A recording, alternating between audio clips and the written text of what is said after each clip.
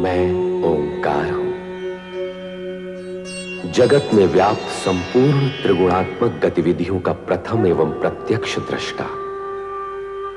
मेरी दिव्य दृष्टि से जगत का कोई भी परमाणु अछूता नहीं। नृत्य गान के स्वरों से झंकृत इंद्र सभा के बाहर कामदेव देवर्षि नारद पर अपने बाणों का प्रहार करने को प्रस्तुत होते हैं, किंतु नारायण भक्त नारद कामदेव को रीति नीति के प्रसंग में भ्रमित कर काम बाण को संध्या जैसी सुपात्र के लिए उपयोग करने की मंत्रणा देकर अपनी सुरक्षा की व्यवस्था करने में सफल होते हैं। बाण से आहत संध्या काम पीड़ित और भ्रमित होकर भटकने लगती है। सम्मुख आए हर प्राणी को काम की दृष्टि से देखती हुई वो ब्रह्मा के समक्ष आती है। ब्रह्मा भी भावावेश में संध्या की ओर आकर्षित होते हैं। शिव जी नेत्र खोलकर स्थिति का भान करते हैं और ब्रह्मा को इस कुकृत्य व अनुचित आचरण के लिए प्रताड़ित करते हैं। यद्यपि यह अप्रिय घटना कामदेव के कारण ही घटित हुई, पर संध्या इससे प्रभावित होकर आत्मग्लानि की अग्नि में जलते हुए आत्महत्या तक करने के लिए तत्पर हो गई। ऐसी स्थिति में ब्रह्मा जी संध्या को इस मानसिक पीड़ा से उबारने के लिए वशिष्ठ को प्रेरित करते हैं कि वे संध्या को शिव साधना के द्वारा मुक्ति का मार्ग बताएं।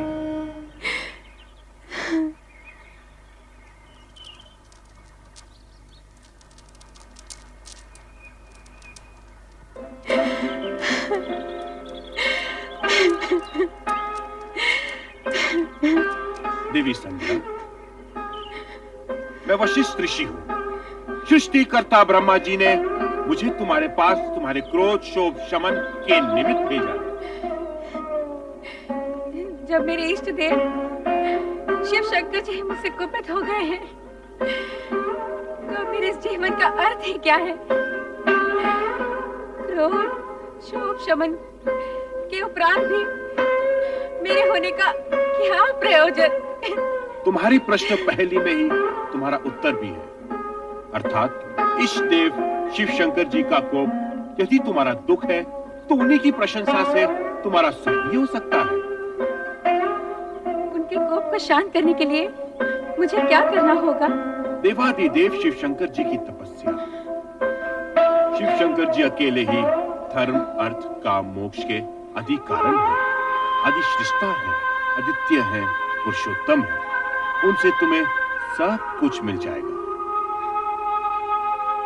ओम नमः शिवाय इस मंत्र का जाप तब तक करती रहो जब तक शिव जी स्वयं प्रकट होकर तुम्हारा उद्धार करने के लिए बाध्य न हो जाए। मैं अवश्य करूंगी। अपने चित्त में ऐसा शुभ उद्देश्य लेकर तुम देवादिदेव शिव शंकर जी का चिंतन करो कि वो तुमसे प्रसन्न होकर स्वयं तुम्हें तुम्हारा अभिष्ट फल प्रदान करे। आपके मार्गदर्शन के लिए मैं अत्यंत आभारी हूँ। आपके आदेशानुसार शिव आराधना करके देवाधिदेव शिव शंकर जी को मैं अवश्य प्रसन्न करूंगी।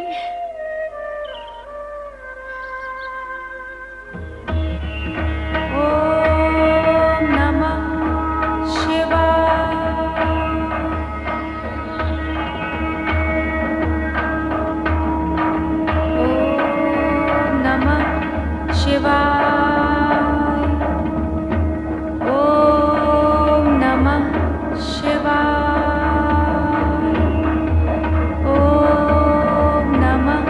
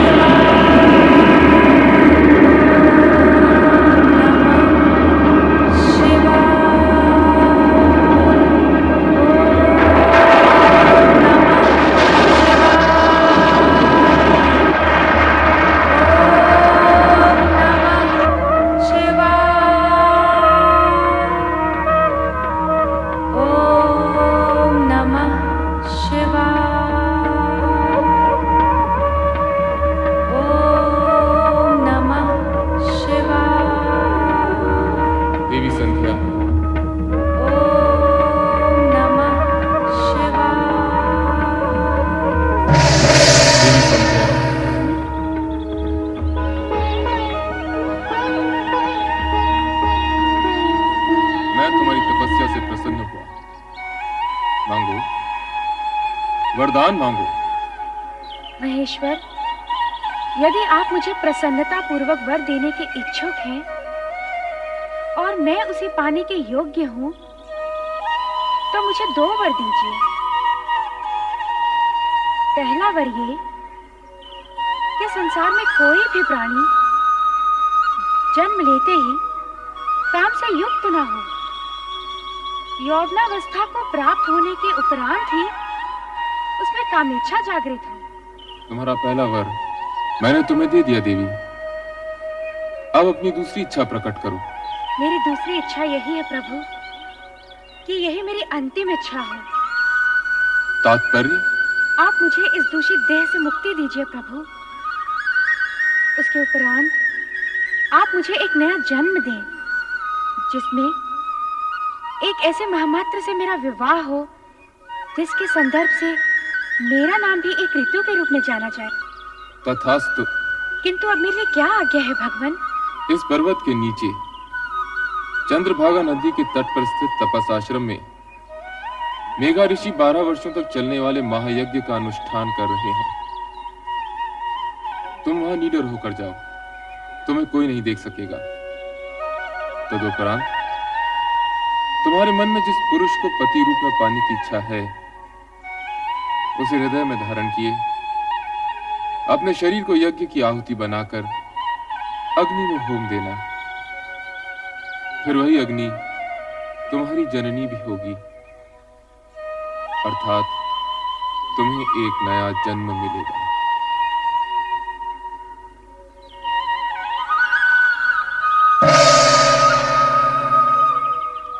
मेघा ऋषि, ओम आदित्याय नमः।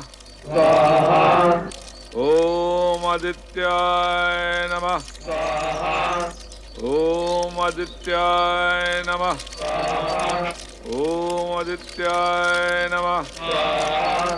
ओम आदित्याय नमः। स्वाहा। ओम सदाशिव का आशीर्वाद प्राप्त कर उन्हीं के बताए मार्ग पर चलती देवी संध्या मेघा ऋषि के आश्रम पहुंच गईं, जहां महायज्ञ चल रहा था। सभी के लिए अस्तित्वहीन अदृश्य संध्या ओम नमः शिवाय का जाप करते हुए यज्ञाग्नि की ओर बढ़ती गई और अंततः उसी में समा गई। तत्पश्चात यज्ञ की अग्नि से उभरा लाल प्रकाश देखते ही देखते पूरी तरह 2 भागों में फैल जाता है। इस प्रकार संध्या का अस्तित्व 2 भागों में बंट गया, प्रातः संध्या और सायं संध्या। प्रातः संध्या देवताओं की आराधना के लिए और सायं संध्या पितरों के आह्वान के लिए। 2 क्षितिजों में फैली संध्या के दृश्य पर ओम नमः शिवाय के स्वर गूंजते हैं।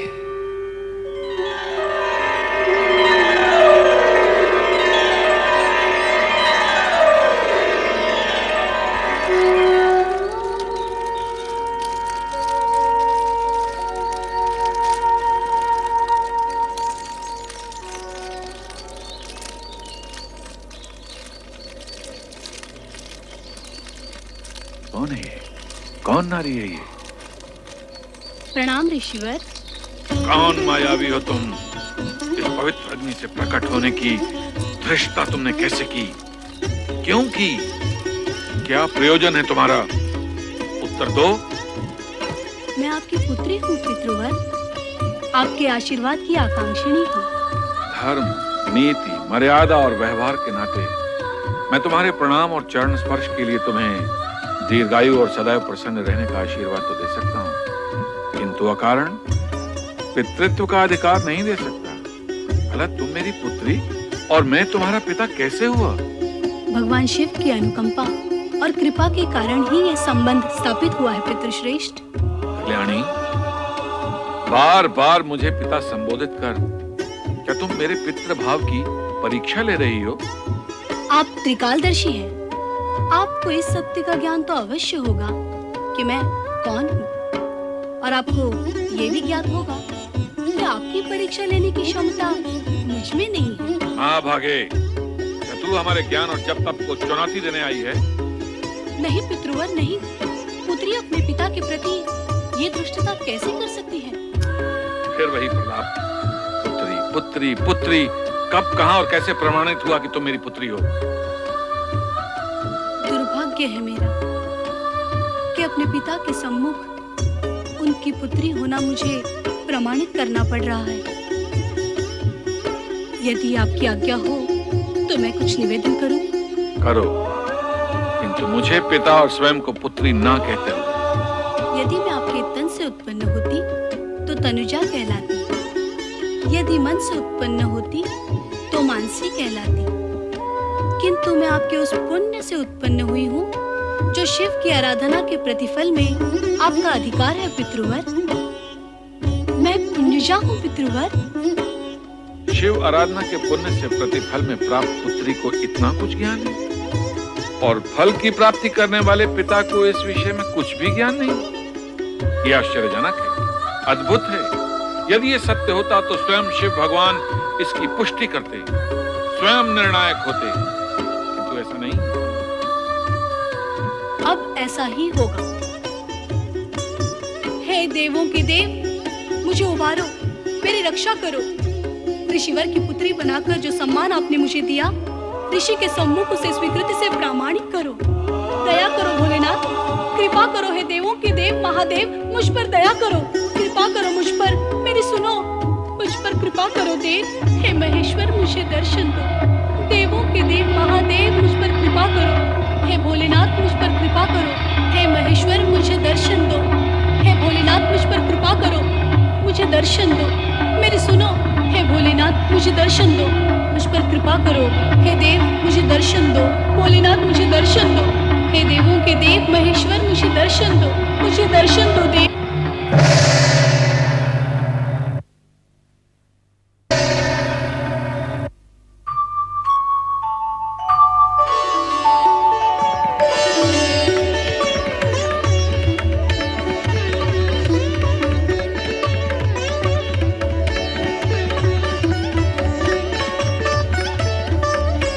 मेघऋषि, मेरा प्रकट होना पर्याप्त है अथवा भी आपको प्रमाण की आवश्यकता है? आपके प्रकट होने से ही सत्य प्रकट हो गया भोले भंडारी। तो फिर अपनी पुत्री का नामकरण कीजिए, उसे आशीर्वाद दीजिए। प्रभु, मैं आपकी आधी आज्ञा का ही पालन कर पाऊंगा। इसका नामकरण करके आशीर्वाद देने का कार्य तो स्वयं आप ही करेंगे। सूर्य की आभा है इसके मुख, अर्थात अरुण जैसी धरती से इसका मुखमंडल दीप्त है, इसलिए मैं इसका नाम अरुणधति निश्चित करता हूं। भगवान शिव शंकर की जय, देवी अरुणधति की जय, भगवान शिव शंकर की जय, देवी अरुणधति की जय। मेघऋषि, आपको देवी अरुंधति जैसी पुत्री प्राप्त हुई, इस सौभाग्य के लिए बधाई। अब इसका विवाह सप्त ऋषियों में विशिष्ट ऋषि वशिष्ठ के साथ कर इसके नाम को अमरता प्रदान करें। जो भगवान शिव शंकर की जय, भगवान शिव शंकर की जय, भगवान शिव शंकर की जय। देवादिदेव भगवान शिव का वरदान पाकर अरुंधति का भविष्य प्रशस्त हुआ और उनके वरदान स्वरूप ही सप्त ऋषियों में विशिष्ट ऋषि वशिष्ठ के साथ उनका विवाह निश्चित हुआ।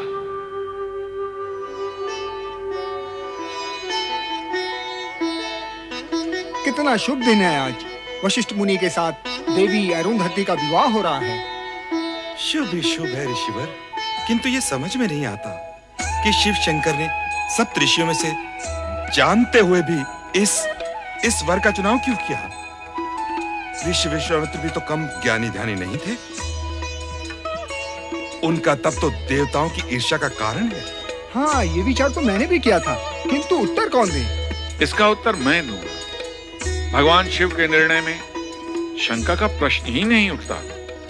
संपूर्ण जगत में समता, ममता और मित्र भाव के रखने के कारण विश्वामित्र उच्च कोटि के तपस्वी हैं, किंतु वशिष्ठ समस्त जगत के कल्याण की कामना के लिए, अपनी विशिष्टता के लिए सर्वश्रेष्ठ है।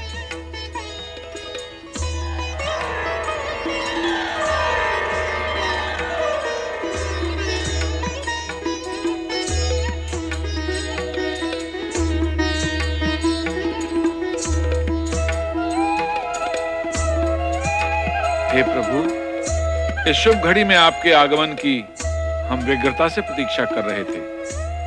ऋषिवर, पुत्री अरुंधति को मंडप में लाइए।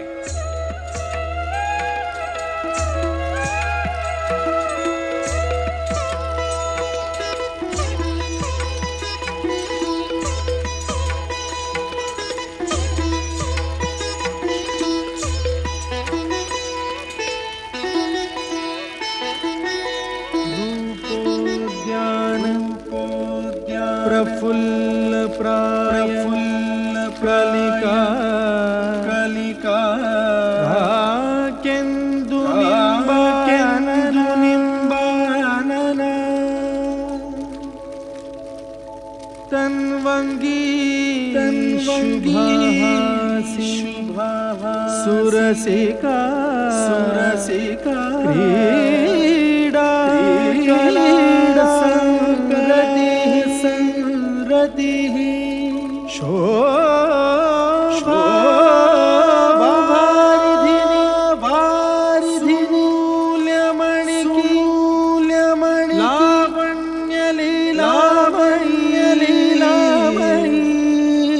शंछायाभाषिणि